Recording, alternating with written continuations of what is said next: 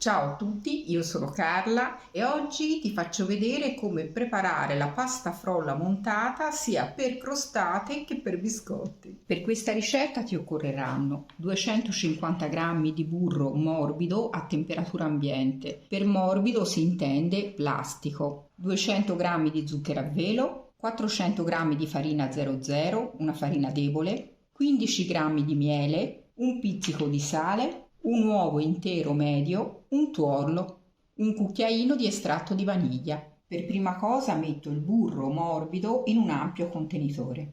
Aggiungo un pizzico di sale, inizio a lavorare il tutto con lo sbattitore elettrico, dovrò ottenere il burro della consistenza di una pomata. Lo raccolgo con la spatola e controllo che abbia la consistenza giusta. A questo punto aggiungo lo zucchero a velo. Metto anche il miele servirà a dare al biscotto o alla crostata un colore più dorato. Metto un cucchiaino di estratto di vaniglia, poi procedo a montare il tutto. Dovrò ottenere un composto bello spumoso, tipo crema di burro. Ovviamente puoi fare questa operazione anche con la planetaria. Controllo che la mia crema di burro sia bella spumosa e a questo punto posso aggiungere l'uovo intero ed il tuorlo. Continuo a lavorare il tutto fin quando non si saranno integrati.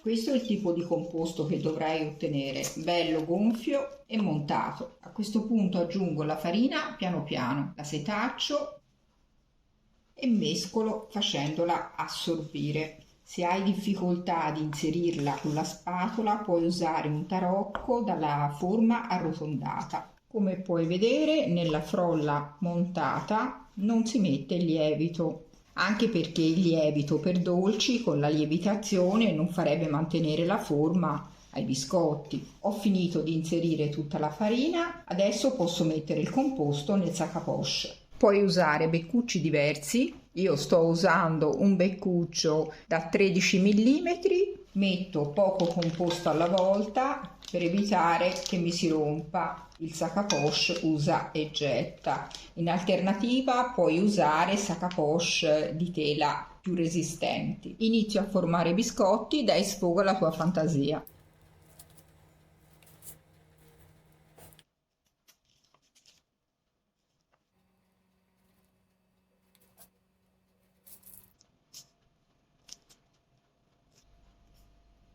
Allora, per decorare questi ci faccio un buco al centro. Allora, in questi puoi mettere della confettura a piacere, ovviamente setacciata prima, Adesso metto il vassoio nel frigorifero perlomeno per mezz'ora. Ho acceso il forno a 180 gradi ventilato e lo porto a temperatura. Il forno è arrivato a temperatura, tolgo i biscotti dal frigorifero e li inforno subito. Forno ventilato a 180 gradi per 10-12 minuti. Ed ecco i miei biscotti pronti, guarda che meraviglia, hanno mantenuto la forma. Adesso li lascio freddare completamente prima di toglierli. Come puoi vedere sono anche aumentati di volume perché ho montato il burro con lo zucchero inglobando aria. Quando i biscotti saranno ben freddi li posso staccare con facilità. Adesso li decoro col cioccolato fondente, li tuffo parzialmente e poi li metto ad asciugare su una griglia.